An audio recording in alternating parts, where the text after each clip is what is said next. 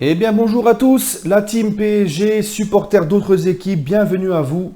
Aujourd'hui je fais une petite vidéo spéciale par rapport à tout ce qui tourne autour du Paris Saint-Germain, tout ce qu'on entend en ce moment sur le Paris Saint-Germain, qui est vraiment seul contre tous, qui en prend plein la gueule. Donc j'aimerais donner mon avis et essayer d'expliquer aux gens tout simplement que tout ce que nous révèle Footleaks et compagnie, c'est tout simplement le monde du football. Il n'y a rien d'exceptionnel, d'extraordinaire. Il n'y a que les gens qui connaissent le foot par Football Manager ou FIFA qui crient au scandale et puis qui croient que ça se passe qu'au Paris Saint-Germain.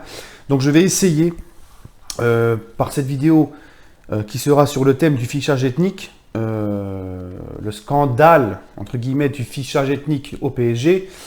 Et ensuite, demain, je ferai une vidéo, deuxième partie de vidéo. Donc demain, il y aura deux vidéos, mon débrief de Monaco PSG. Et juste avant, la deuxième vidéo qui suivra celle-là, sur le même thème, sur les révélations de Footleaks, qui seront par contre sur la prime d'éthique au Paris Saint-Germain. Et que vous verrez d'ailleurs que c'est une chose, la prime d'éthique, qui existe depuis des années dans le football et que tous les clubs en ont une. Ce n'est pas seulement le PSG qui donne une prime de ses joueurs pour bonne conduite, respect des supporters, etc. Ça encore, j'espère que cette vidéo-là demain cultivera les supporters de football qui croient qu'il n'y a qu'au PSG que ça se passe. Donc si je peux un peu donner une certaine culture footballistique à ces gens-là qui ne connaissent le foot que sur la console, eh ben, pourquoi pas, parce que je vois toutes les moqueries envers le PSG comme si il n'y avait que eux qui avaient l'exclusivité de faire ça. Bref. Donc là, les amis, je vais essayer de faire très attention à ce que je dis, qu'on ne me taxe pas de raciste. Ça va très très vite ici, qu'on ne me taxe pas de raciste. Et notamment, j'espère que tous les supporters du PSG, qui sont très nombreux à me suivre, d'ailleurs, je leur passe un grand bonjour, une grosse dédicace à eux, à tous ceux qui viennent d'Afrique, qui me suivent en Afrique. Merci beaucoup à vous.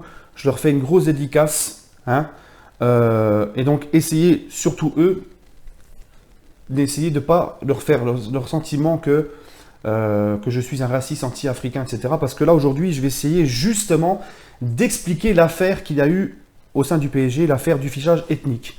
Donc, les amis, je suis tombé sur un article de Daniel Riolo. Alors, Daniel Riolo, on peut aimer ou pas aimer.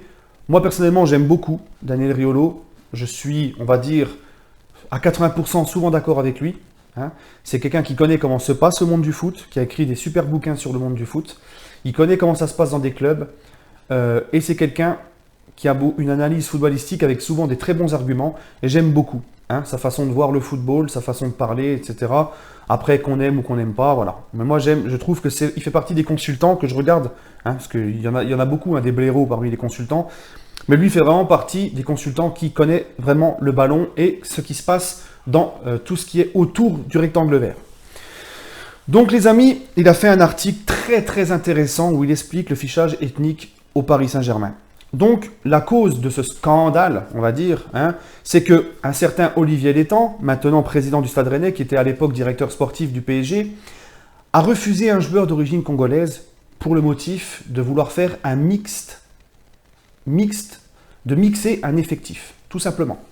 Donc mixer un effectif, c'est quelque chose que l'on trouve dans le football en général, dans tous les clubs. Je donne un exemple. Didier Deschamps, sa liste des 23, lui-même a fait un mix effectif. On trouve de tout. Les blancs, les arabes musulmans, les noirs chrétiens, etc. etc. Parce qu'on rentre même dans le religieux. Il va prendre un tel par rapport à telle qualité. Il va prendre, par exemple, Rami, il le prend parce que c'est un mec qui amuse un peu la galerie, qui met l'ambiance dans le vestiaire et qui a une belle façon de parler et pour motiver les joueurs. Par exemple, c'est un profil. On a vu il l'a dit lui-même, il prend tel joueur pour tel profil. Donc en fait, ce qui s'est passé dans le centre de formation du PSG, c'est que dans chaque catégorie de joueurs, les U19, les U13, tout ça, on va limiter le nombre de joueurs de telle origine, etc., pour éviter qu'il y ait un surplus et qu'il y ait un certain équilibre au sein d'un effectif. Par exemple, en Italie, donc on va ficher, on va dire, voilà, on veut telle catégorie de joueurs, que le joueur soit comme ça passe par une origine sociale, ça passe par une origine culturelle, ça passe par l'éducation aussi du joueur. On va par exemple aussi refuser un joueur parce qu'on sait que ses parents ont eu des problèmes avec la justice, qu'ils ont un comportement assez délicat. On va éviter de le prendre tout simplement pour éviter d'avoir des problèmes avec les parents. C'est des choses qui existent dans le monde du foot. Moi-même, j'ai un ami, parce que moi je suis de Dijon, donc à côté de Dijon, il y a 3 grands clubs formateurs, on va dire, dans la région de Bourgogne. Il y a Guignon, l'AJ Auxerre, Sochaux. Enfin, Sochaux, c'est pas la Bourgogne, c'est la Franche-Comté, c'est le Jura. Mais c'est à côté, c'est vraiment à côté de Dijon.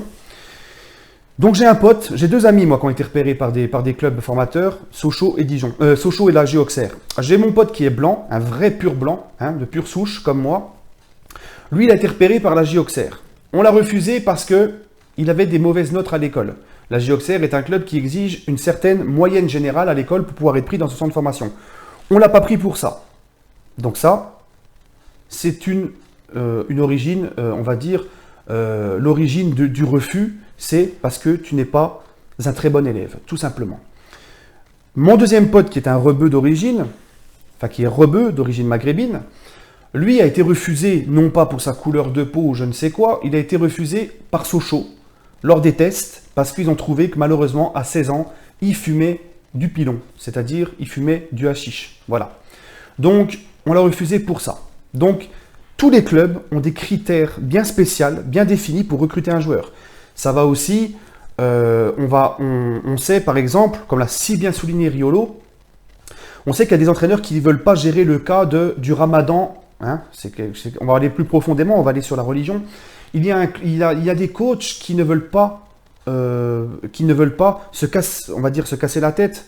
Oui, voilà. Qui ne veulent pas gérer le cas religieux des joueurs. On sait que le ramadan fait souvent débat pendant la période de ramadan dans le football, parce que certains joueurs, certains coachs ne veulent pas qu'ils fassent le ramadan. Eux, ils sont intransigeants, ils veulent continuer à faire le ramadan. Donc, on voit que des coachs n'aiment pas ce genre de choses, n'aiment pas trop se mêler ils ne veulent pas gérer ce cas-là. Donc, qu'est-ce qu'on fait dans les centres de formation? Parfois même dans le recrutement des professionnels, parce que ça va au-delà de la formation, ça va aussi ça va aussi dans l'équipe professionnelle. On va essayer de limiter le recrutement des joueurs musulmans, tout simplement. C'est aussi simple que ça. Et le débat de cette vidéo-là, ce n'est pas de savoir si c'est bien ou mal, c'est de savoir le pourquoi du comment, en fait. Si c'est du racisme ou si c'est juste parce qu'on fait des choix pour essayer de mixer un effectif, d'essayer que tout marche, en fait. Voilà, c'est ça. Donc, il y a aussi le cas de la Coupe d'Afrique des Nations, la binationalité. On sait qu'un joueur d'origine, un joueur français d'origine africaine va peut-être choisir son pays d'origine. Par exemple, un petit Ivoirien dans un centre de formation, on sait que plus tard, il a la double nationalité, on sait que plus tard, il est susceptible de choisir la Côte d'Ivoire.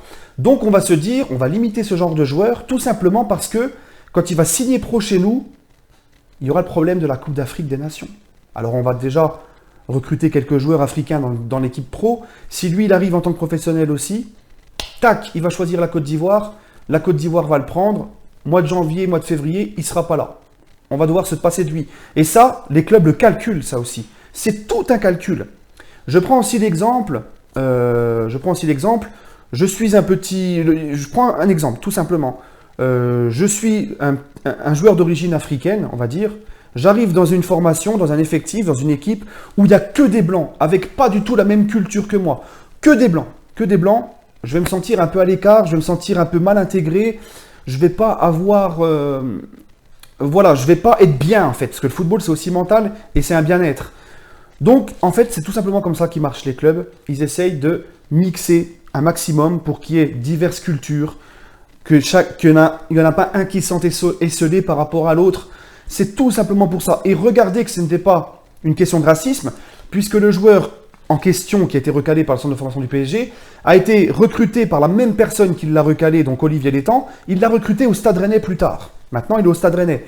Donc vous voyez que ce n'est pas une question de couleur et de racisme. Ça n'a rien à voir. Le problème en France, c'est qu'on crie tout de suite au racisme. Par contre, les associations, tout ça...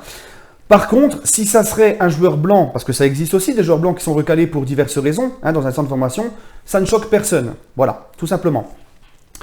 D'ailleurs, on voit très bien que le PSG n'est pas raciste. Regardez tous les joueurs d'origine africaine qui sortent du centre de formation du PSG, qui ont signé pro cet été. Il y a 7 joueurs qui ont signé pro, je crois, cette saison. J'ai regardé, sur les 7, il y en a 5. Il y en a 5, c'est des Noirs d'origine africaine. Et 2, c'est des Maghrébins. Hein, Yassine Ali et récemment le dernier, là, je ne sais plus comment il s'appelle. Voilà, donc on voit que ça n'a rien à voir avec du racisme. C'est une question de fichage, c'est une question d'essayer de mixer, d'essayer d'avoir un groupe cohérent avec plusieurs cultures, qu'il n'y en ait pas un qui sente. Et on le voit aussi dans les groupes professionnels. Regardez ce qui se passe, on va éviter de recruter, on a 3-4 joueurs uruguayens, on va éviter de recruter quelques joueurs brésiliens pour éviter les clans, parce qu'on sait que ces deux-là, on sait que la culture uruguayenne-brésilienne, ce sont des grands rivaux sur le plan politique, sur le plan footballistique. Donc on va essayer d'éviter de recruter, on a déjà 3-4 Uruguayens, on va essayer d'éviter de recruter des Brésiliens, tout simplement. On a vu que le PSG, il y a une forte communauté brésilienne, il y a eu des échos comme quoi dans le vestiaire, c'était plus ambiance Brésil et ça a peu agacé certains. Ça a un petit peu agacé certains. C'est une vérité. En Italie, comme le souligne très bien Daniel Riolo, il y a une certaine période où on demandait, pour recruter un joueur dans l'équipe professionnelle, on regardait s'il était marié. Et s'il n'était pas marié, on lui demandait de le faire le plus rapidement possible. Tout simplement, c'était un choix. C'était un choix, par rapport aux joueurs. Voilà, c'était un choix en Italie. Au Brésil, pendant longtemps, on a refusé d'aller chercher des joueurs qui viennent de Rio, parce qu'on sait que Rio est une ville de fête, et on voulait empêcher de se mettre un joueur fêtard dans les pieds, qui allait venir en retard aux entraînements, qui allait venir bourré, qui allait pas tenir un match parce qu'il a une hygiène de vie dégueulasse, parce qu'il a ça dans le sang, il fait la fête. C'est des choses qui ont existé au Brésil. Et on va même aller plus loin. En Europe, il était interdit d'avoir 5 joueurs extra-communautaires dans ton équipe professionnelle. Je crois que c'est 5 joueurs maximum. Redites-moi si je me trompe. Donc on voit que même dans les grandes instances du football, ça se pratique. On va t'interdire d'avoir 5 joueurs extra-communautaires. Ça existe aussi, voilà. Je ne peux pas te recruter, excuse-moi, parce que j'ai déjà 5 joueurs extra-communautaires de mon effectif. Par contre, tu peux aller voir tel autre club qui ont à peu près le même statut que nous, qui ont de la place pour encore un joueur extra-communautaire. Tout simplement. Donc c'est des choses qui existent depuis la nuit des temps. C'est un mixte, on veut mixer, pour avoir un effectif homogène et que le collectif fonctionne le mieux possible. Il y a aussi, comme je vous l'ai dit, l'origine sociale. Voilà. Certains clubs, beaucoup de clubs en France, vont éviter de recruter des joueurs qui viennent de la banlieue parce que l'image du banlieusard, après c'est vrai que c'est triste à dire parce que c'est faire une généralité, mais il fonctionne comme ça. L'image du banlieusard, pour eux, c'est un joueur à problème. Voilà. C'est un joueur qui va être une racaille, c'est un joueur qui ne va pas respecter son supérieur, c'est un joueur à problème. Donc, c'est pas de savoir si c'est mal ou pas de faire ça, ou d'être d'accord avec ça. Le principe, c'est de savoir pourquoi le PSG a refusé tout simplement ce joueur. Et c'est pas la première fois que ça arrive, c'est pas le seul club à le faire, c'est comme ça que ça fonctionne, tout simplement. Donc il faut arrêter de mélanger racisme, etc. Ça n'a rien à voir. C'est choisir un joueur par rapport à son critère, essayer de limiter tel joueur de tel machin. Voilà, c'est comme ça que ça se passe. Et même au sein des entreprises en France, on va vouloir essayer de faire un mix d'effectifs, mixer un effectif, avoir une politique de recrutement sur certains. C'est comme une certaine entreprise pour qui j'ai travaillé en CDD, je ne donnerai pas le nom. Ils préfèrent prendre les pères de famille plutôt que les jeunes étudiants, parce qu'ils savent que les pères de famille ont une famille à nourrir et veulent tout simplement ils en veulent tout simplement pour nourrir leur famille. Et ils savent qu'eux seront plus sérieux au travail que le jeune étudiant qui peut, qui peut s'en foutre parce qu'il n'a rien derrière, quoi. On va dire ça comme ça. C'est des choses qui existent même dans les entreprises normales. Donc là, on parle carrément de football. Et dans le football, il faut avoir un collectif. Pour avoir un collectif, il faut avoir un effectif homogène, essayer de prendre plusieurs profils. Et forcément, quand tu as ce qu'il faut en profil, tu es obligé de refuser le profil. Tu es obligé de refuser certains profils. Ça n'a rien à voir avec le racisme. Et le problème, c'est qu'il faut arrêter de tout mélanger, tout simplement, et d'essayer de voir pourquoi le PSG a fait ça, et aussi de voir que ce n'est pas le seul club à faire ça. Vous allez dans tous les clubs formateurs en France, ils ont tous des principes comme ça. Voilà, tous des codes de recrutement, des principes de recrutement. Bref, j'espère que vous avez bien compris ce que j'ai voulu vous dire, les amis. Cette vidéo a été un petit peu plus longue, mais elle vaut le coup. Et demain, on se retrouvera pour la vidéo sur le scandale de la prime éthique au sein du Paris Saint-Germain. Sur ce, je vous souhaite à tous une bonne journée les amis et on se retrouvera donc demain pour cette nouvelle vidéo. Allez Paris!